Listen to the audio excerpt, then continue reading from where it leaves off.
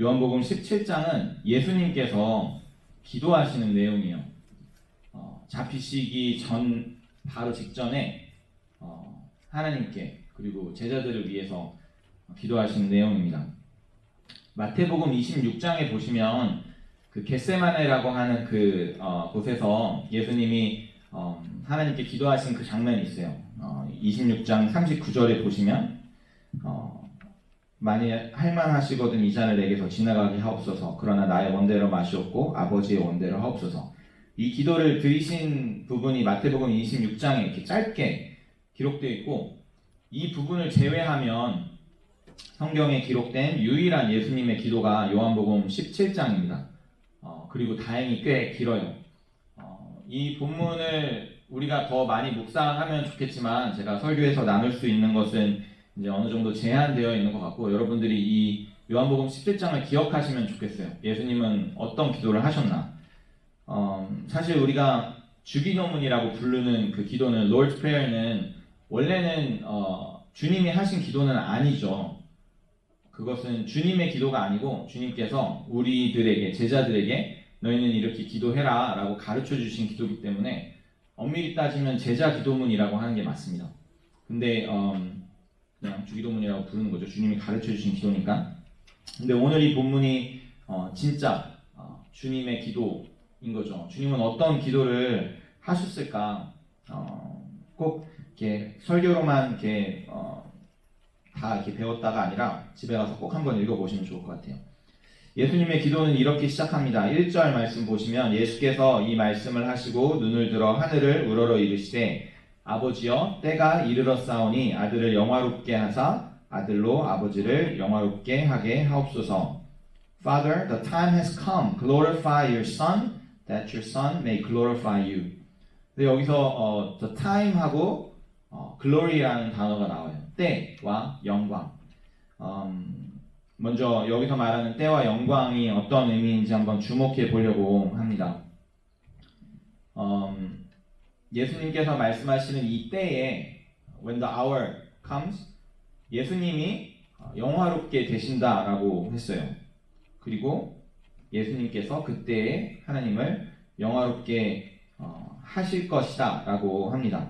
그래서 우리가 크리스찬으로서 살면서 우리의 삶도 우리 하나님께서 우리를 영화롭게 하시면 if God glorifies us, oh how awesome would that be? 그리고 우리의 삶도 하나님께 영광 돌리는 삶이다 라는 어떤 그런 아이덴티티를 우리가 가지고 있으면 이 본문이 우리에게 조금 더 의미가 있겠죠.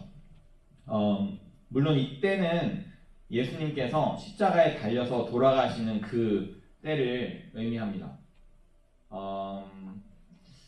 물론 어떤 분은 돌아가시는 것과 부활과 승천까지를 다 합해서 이제 말씀하시기도 하는데 저는 조금은 그 십자가에 좀 더 초점을 맞추고 싶어요.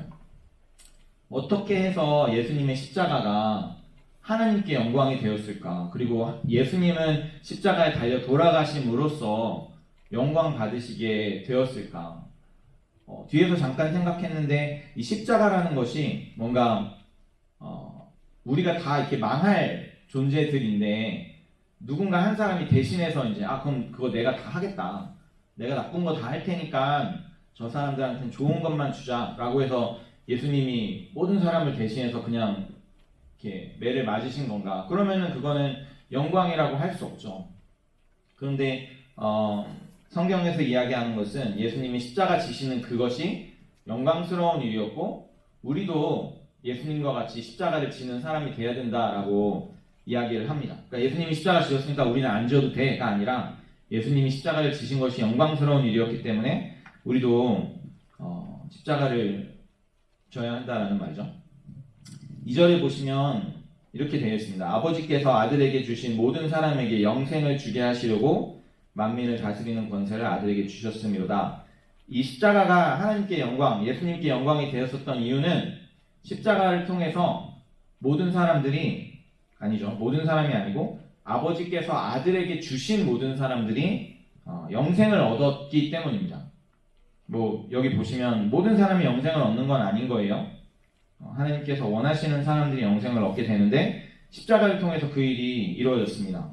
그렇기 때문에 십자가는 영광스러운 것입니다.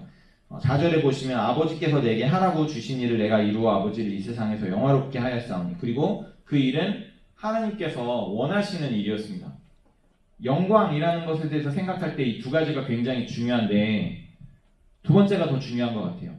하나님께서 원하시는 일이 이루어지는 것이 나에게도 영광, 하나님께도 영광입니다. 그리고 그 뜻이 사람들에게 선한 것이다 라는 것은 하나님의 성품을 생각할 때 우리가 잘 알 수 있겠죠. 그러니까 우리가 무엇을 하든지 우리가 무엇을 함으로써 하나님의 뜻이 이루어지는 것을 영광이라고 합니다. 그리고 그 일은 분명 누군가를 위한 일이 될 것입니다. 여러분들이 생각하시는 영광은 뭐예요? 보통 이제 나이 많이 드신 분들은 젊었을 때의 영광을 기억하죠. 내가 그때 참 잘 나갔는데 좋았는데. 여러분들의 영광은 무엇입니까? 제가 아는 그 형님이 92년도 바르셀로나 올림픽 태권도 은메달리스트예요. 17살이었다고 그러더라고요. 그러니까 어떤 신체 능력이 이렇게 가장 좋았었던 10대 후반, 20대 초반에 막 올림픽에 나가서 금메달을 딴다. 그거는 굉장히 영광스러운 일이겠죠. 평생 동안 금메달, 이렇게 딱 은메달, 동메달, 사실 메달과 상관없이 올림픽에 나갔다는 것 자체가 굉장히 영광스러운 일이지 않는가 싶어요. 어제 혹시 보신 분 계신가 모르겠는데 손흥민 선수가 해트트릭을 기록을 했습니다. 와, 난리 났죠. 저는 하이라이트를 봤는데 이걸 경기를 실시간으로 봤으면 장난 아니지 않았을까? 여러분들은 잘 모르실 거예요. 저 어렸을 때 대한민국은 축구를 그렇게 잘하는 나라가 아니었어요. 2002년 월드컵을 계기로 캡틴 파크를 계기로 유럽에 진출을 하더니 갑자기 손흥민은 월드클래스잖아요. 거의 득점왕도 노려볼 수 있다고 엄청 이렇게 죄송해요. 속된 말로 국뽕이 차오른다. 대단하지 않나? 막 어떤 그런 느낌. 어저께 또 이렇게 정찬성 선수가 코리안 좀비가 또 타이틀전에 도전을 했는데 엄청 얻어맞긴 했지만 챔피언 했으면 또는 저는 그 정도로도 충분히 너무 이렇게 감사하고 이렇게 좋은 그런 선수라고 생각하는데 그런 것들을 우리는 보통 영광이라고 생각하죠. 내가 성공했어. 내가 나무주연상, 여우주연상 땄어. 모든 영광을 하나님께 드립니다. 뭔가 그런 것들을 우리는 영광이라고 하는데 과연 그것이 영광이 맞을까에 대해서 이제 생각해 보고 싶은 거예요. 우리가 다 하나님께 영광 돌리는 삶을 살고 싶은 사람이다라는 전제하에 성경에서 말하는 영광은 이 영광은 좀 특별한 영광이에요. 세상에서 얘기하는 여타 영광, 글로리와는 좀 구분이 됩니다. 그 영광은 하나님의 attribute이에요. 하나님의 성질, 하나님이 영광이에요. God is glorious. God is glory. 그래서 마치 태양이 그 빛을 내는 속성을 가졌듯이 그 태양 빛 자체를 글로리라고 하고요. 만약에 내가 거울이거나 아니면은 그 빛을 반사할 수 있는 어떤 그런 도구가 돼서 그 빛을 내가 반사할 수 있게 되면 그거를 성경에서는 영광이라고 합니다. 그러니까 영광은 하나님이시고 그리고 영광이 드러나는 것은 하나님이 드러나는 것이다. 시편 19편 1절에 보시면 이런 말씀이 있어요. 하늘이 하나님의 영광을 선포하고 궁창이 그의 손으로 하신 일을 나타내는도다. The heavens declare the glory of God. The skies proclaim the work of His hands. 하늘이 어떻게 하나님의 영광을 선포할까요? 하늘은 그냥 있는 거잖아요. 그죠? 하늘은 어떤 뭔가 이렇게 하는 그런 존재가 아니잖아요. 그냥 피조물이고 만들어지신 그 상태 그대로 있는 것인데 성경에서는 하늘이 하나님의 영광을 선포한다라고 합니다. 피조물이 창조주의 영광을 나타내는 방법은 무엇이냐면 아무것도 하지 않는 거예요. 그냥 하나님께서 만드신 그 모습대로 있는 것이 하나님의 영광을 드러내는 것입니다. 우리에게 있어서 하나님의 영광을 드러내는 방법이라고 하면 내가 하나님의 아들이고 내가 하나님의 딸 그리고 하나님이 나를 어떤 모습으로 지으셨는지 그 모습을 발견하고 그냥 이렇게 살아가는 것입니다. 히브리서 1장 3절에 보시면 이는 하나님의 영광의 광채시요 그 본체의 형상이시라. The sun is the radiance of God's glory. 그래서 이게 아까 제가 얘기한 태양의 비유와 같이 태양이 있으면 그 빛이 동일한 영광인 것처럼 하나님이 계시기 때문에 그 아들이 하나님의 빛의 광채와 같이 영광스럽다라는 것입니다. 예수님께서 영광스러워지셨던 이유는, 하나님께 영광이 되었던 이유는, 예수님은 하나님으로서 하나님께서 원하시는 일을 이 땅 가운데 그냥 행하셨던 거예요. 그러니까 만약에 그 겟세마네에서 기도를 하시면서 이 잔을 내게서 옮겨주시옵소서 라고 기도하고 진짜 하나님이 원하셨던 바를 예수님께서 행하시지 않으셨으면 그때에 예수님께서 영화롭게 되지 못하시고 하나님도 영광을 받으시지 못하셨을 텐데, 예수님은 하나님의 뜻대로 자기 삶에 이루어지기를 기도하셨고 그렇게 사셨고 또 죽으셨기 때문에 예수님의 삶을 통해서 본인이 스스로 영광 받으시고 하나님께서 영광을 받으셨습니다. 그러니까 하나님을 영광스럽게 하는 것은 우리가 무언가 하는 것이 아니에요. 우리가 무언가 하는 것이 아니고 하나님의 형상이 나를 통해서 드러나게 하는 것입니다. 역대상 16장 23절 24절 보시면, 온 땅이여 여호와께 노래하며 그의 구원을 날마다 선포할지어다. 그의 영광을 모든 민족 중에, 그의 기이한 행적을 만민 중에 선포할지어다. All the earth declare his glory among the nations, his marvelous deeds among all peoples. 보시면 반복이 되고 있거든요. 그의 영광을 모든 민족 중에 선포할지어다.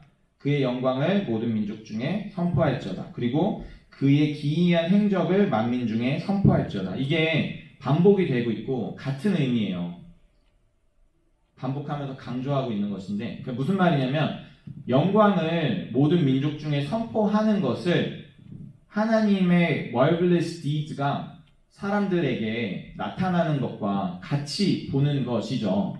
그래서 우리가 하나님 영광 돌립니다 라고 해서 하나님의 영광이 드러나는 것이 아니라 하나님께서 나를 통해 하시려고 하시는 일들을 행하는 것이 하나님께 영광 돌리는 일이라는 것이죠. 물론 상을 받으면서 하나님께 모든 영광을 돌립니다라는 것에는 더 여러 가지 의미가 있겠죠. 하나님께서 내게 주시는 시간, 그런 것들을 나는 하나님을 사랑하는 마음으로 충실하게 사용을 했고, 다만 그렇게 했을 뿐인데 하나님이 나에게 이 상을 주셨습니다. 이것은 하나님이 하신 것입니다. 근데 뭔가 사실 우리가 알지만 많은 부분에 있어서 하나님께 영광을 드립니다 라는 것이 꼭 뭔가 하나님께 영광을 돌리는 것은 아닐 수 있겠다라는 그런 이야기를 할 수 있겠죠. 우리가 영광에 대해서 한번 다시 생각해보고, 저는 여러분들이 어떤 대학에 갈지, 무슨 직업을 잡을지, 이런 상황에 저런 상황에 어떤 행동을 해야 할지를 하나하나 당연히 가르쳐 줄 수가 없죠. 가르쳐 주는 그런 포지션도 아니고. 하지만 우리가 같이 생각해 볼 수 있는 것은, 우리의 삶이 하나님께 영광이 되려면 그것이 무엇이든지 간에 하나님께서 나의 삶에 원하시는 바가 내 삶을 통해 사라져야 되는 것이구나. 그냥 내가 무언가 하나님 이거 막 좋은 거 내가 다 해갖고 영광 돌립니다가 아니라, 하나님 내 삶을 통해 무슨 일을 하기 원하십니까? 라고 묻는 것이 가장 먼저이구나 라는 그런 생각이 오늘 말씀을 통해서 우리가 배울 수 있는 것입니다. 고린도전서 3장 13절에서 15절 보시면 어떤 말씀이 있냐면, 각 사람의 공적이 나타날 터인데 그날이 공적을 밝히리니 이는 불로 나타내고 그 불이 각 사람의 공적이 어떠한 것을 시험할 것임이라. 만일 누구든지 그 위에 세운 공적이 그대로 있으면 상을 받고, 누구든지 그 공적이 불타면 해를 받으리니 그러나 자신은 구원을 받되 불 가운데서 받은 것 같으리라. His work will be shown for what it is, because the day will bring it to light. It will be revealed with fire, and the fire will test the quality of each man's work. 그래서 어떤 사람의 공적, work, 우리의 achievement가 그때가 되면 불로써 시험받을 것이라고 이야기하는데, 그래서 상징적인 의미겠죠. 그래서 불로 태웠을 때 타버리는 것이면 그것은 공적이 아니다. 불로 태웠을 때도 남아있는 그런 것이 있는데 그것이 우리의 achievement가 될 것이다. 여러분들이 버는 돈, 여러분들이 쌓는 명예, 여러분들이 하는 어떤 이런 저런 것들이 정말 과연 우리가 하나님 앞에 섰을 때, 불로 시험을 받았을 때 남아있을까? 생각해 보셔야 돼요. 내가 지금 이거 하고 있는 게 영원히 남을 수 있는 그러한 것인가? 불에 타버릴 것이라면 그것은 공적이 될 수가 없습니다. 우리가 무엇인가 하나 하더라도 저는 그 일들이 하나님 앞에 영원히 남을 수 있는 그런 공적이 되기를 말입니다. 성경은 우리가 하나님의 영광을 위하여 창조되었다라고 말합니다. 이사야 43장 7절 내 이름으로 불려지는 모든 자 곧 내가 내 영광을 위하여 창조한 자를 오게 하라. 내가 그를 지었고 그를 내가 만들었느니라. 우리는 하나님께서 하나님의 영광을 위해서 만들어진 존재임을 기억하시면 좋겠습니다. 예수님께서 이 땅에 오신 이유가 십자가에 달려서 우리를 구원하시기 위함이시고 예수님께서 오신 이유가 하나님이 예수님을 보내신 이유를 다 하기 위함이신 것처럼 우리도 이 땅 가운데 태어나고 살아가는 이유가 분명히 하나님이 우리를 향한 뭔가 계획과 이유를 가지고 계셔서 그것들에 순종하면서 이뤄내는 것이 우리의 삶에 영광 받고 영광 돌리는 것이라는 것을 꼭 기억하시면 좋을 것 같아요. 나는 제가 그렇지만 특별히 잘하는 게 없어서 무슨 대학을 갈지 무슨 일을 할지 잘 모르겠다. 나를 위해서 내가 계획이 별로 없다. 하지만 하나님은 나와 여러분들을 위해서 분명히 무언가 계획을 가지고 계십니다.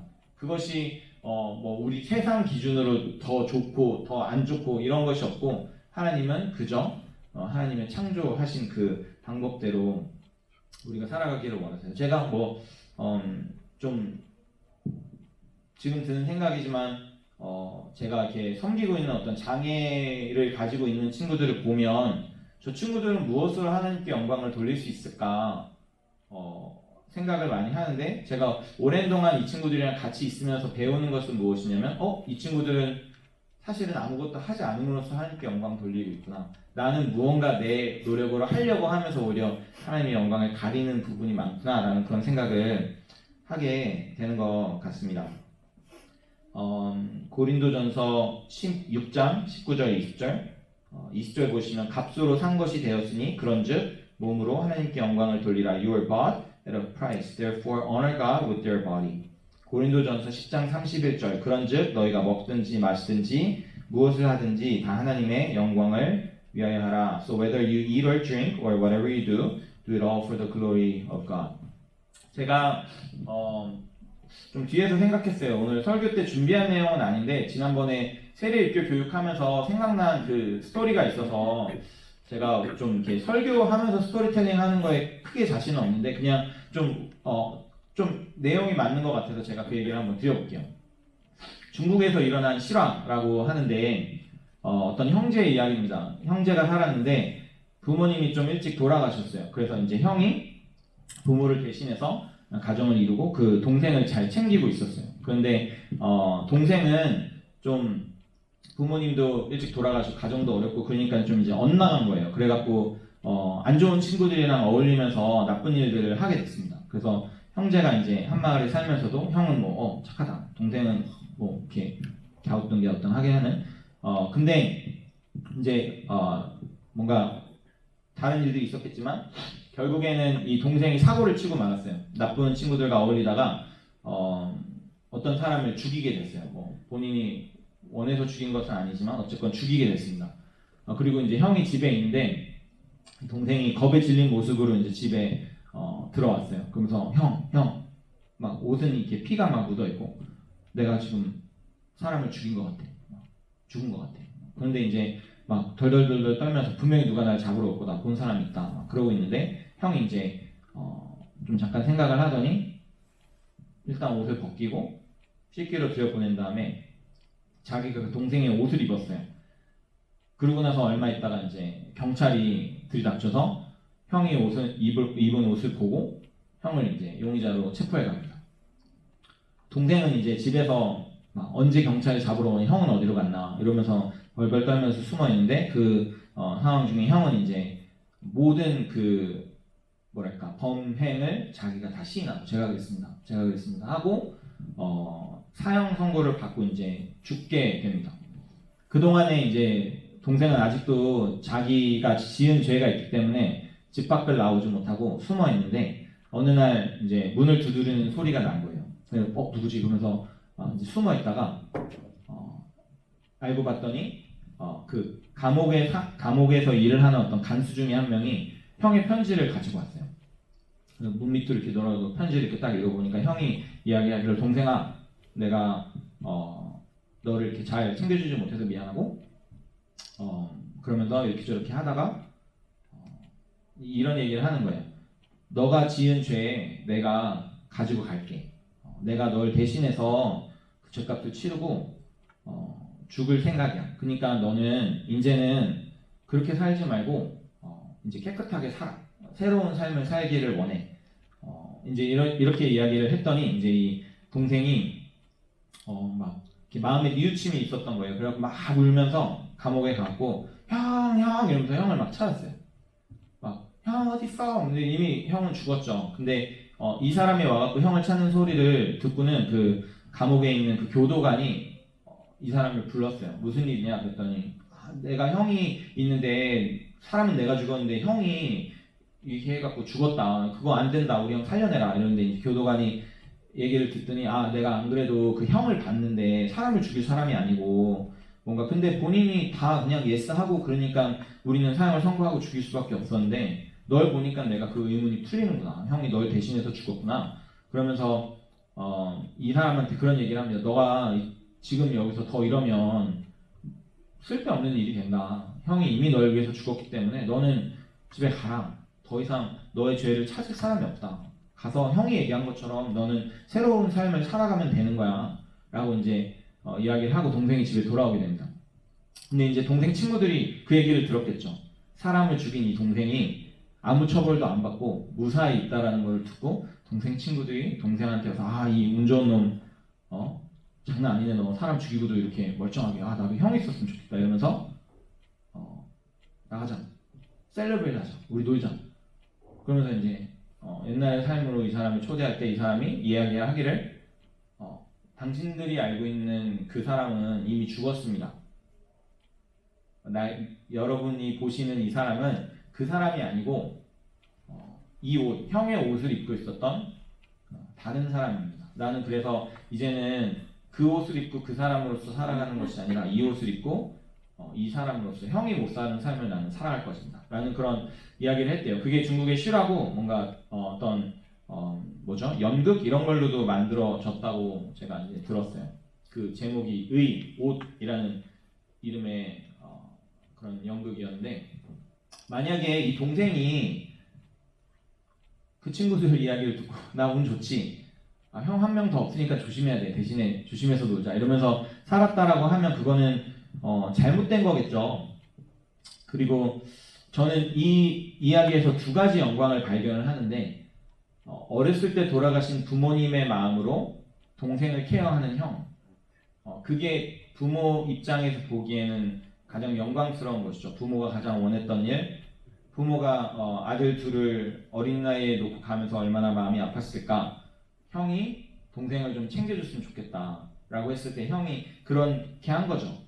그것이 바로 예수님께서 하나님의 마음으로 우리를 위해서 행하신 일입니다. 그러면 우리가 해야 되는 것은 무엇이냐면 동생처럼 형의 살아갔던 모습으로서 살아가는 것. 부모의 영광을 받은 형의 영광스러운 모습으로 내가 살아가는 것. 하나님의 말씀에 순종하셨던 예수님이 살아가셨던 그 삶을 우리가 사는 것을 우리에게 영광이라고 하는 것이죠. 저는 여러분들이 어떤 삶을 사시게 되든지 다행인 것은 어떤 삶을 살게 되더라도 하나님의 영광을 위해서 살아가는 것이 가능하다라는 것입니다. 저는 백수로 지내본 적도 있지만 백수로 살면서도 하나님의 영광을 위해서 살아가는 것이 너무나 가능하다라는 것을 기억하시면 좋겠습니다. 하나님의 뜻은 무엇이냐면 요한복음 12장 47절 저 뒤쪽에 있는 말씀인데 사람이 내 말을 듣고 지키지 아니할 자를 내가 그를 심판하지 아니하노라. 내가 온 것은 세상을 심판하려 함이 아니요 세상을 구원하려 함이로라. 마태복음 20장 28절 인자가 온 것은 섬김을 받으려 함이 아니라 도리어 섬기려 하고 자기 목숨을 많은 사람의 대속물로 주려 함이니라. 그래서 우리가 예수님을 따라가는 삶을 산다라는 것은 무엇이냐면 세상을 구원하는 삶을 산다라는 것이죠. 세상을 구원하려고 하는 하나님의 뜻을 이룬다라는 것이고 섬김을 받는 것이 아니라 누군가를 섬기고 예수님이 하셨던 것처럼 나의 목숨마저 줄 수 있는 그런 삶을 사는 것입니다. 제가 한 가지 이제 성경에서 발견한 어떤 팁, 우리의 위치를 나누면서 말씀을 나누려고 하는데, 그러면 우리는 이 세상과 관련해서 어떠한 위치에 서 있으며 어떠한 삶을 살아가야 하는 것인가? 제가 말씀을 통해 분명히 밝혀드립니다. 유튜브 각인데, 오늘 기도에는 4개의 전치사가 있어요. preposition이 있어요. preposition은 어떤 다른 object와 관련된 우리의 relationship을 가르쳐 주는 거잖아요. 우리가 are we in, are we out, are we over, or are we under, 어떤 그런 세상과 관련해서 우리는 어느 위치에 있는지 오늘 본문에 굉장히 분명하게 말씀해 주시는데, 11절에 보시면 예수님이 나는 세상에 더 있지 아니하오나 그들은 세상에 있사옵고 I will remain in the world no longer but they are still in the world. 그래서 이제 첫 번째 preposition은 in the world입니다. 우리는 세상에 살고 있는 사람들입니다. 그렇죠? 우리는 세상에 살고 있어요. 14절에 보시면 내가 아버지의 말씀을 그들에게 주었사오매 세상이 그들을 미워하였사오니 이는 내가 세상에 속하지 아니함 같이 그들도 세상에 속하지 아니함으로 인함이니이다. I have given them your word and the world has hated them for they are not of the world any more than I am of the world. 그래서 두 번째 preposition은 not of the world입니다. 우리는 세상에 속한 사람이 아니다라는 것이죠. 우리는 세상에 살지만 세상에 속하지 않은 삶을 살아갑니다. 15절에 내가 비옵는 것은 그들을 세상에서 데려가시기를 위함이 아니요 다만 악에 빠지지 않게 보존하시기를 위함이니이다. My prayer is not that you take them out of the world, but that you protect them from the evil one. 그러니까 예수님의 기도는 우리가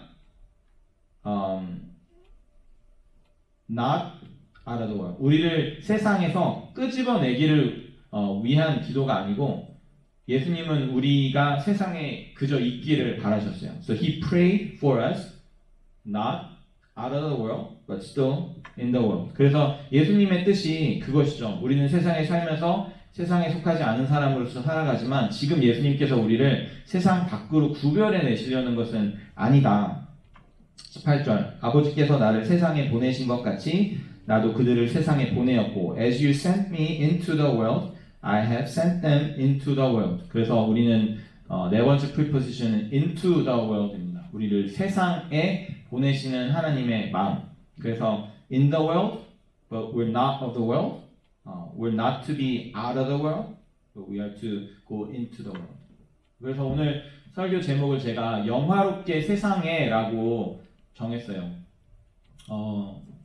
영광에 대해서 알아봤죠. 하나님의 형상, 하나님의 행위가 우리의 삶을 통해 드러나는 것을 영광이라고 했습니다. 그 삶을 우리는 이 세상에서 살아가는데 이 세상에 있지만 이 세상에 속하지 않은 사람으로서, 그러면서도 우리가 세상과 구별되어서 우리는 세상과 아무 관련 없는 사람으로서 살아가는 것이 아니라 하나님께서 우리를 이 땅 가운데로 보내시는 것을 알고 going into the world, glorifying God and being glorified by God.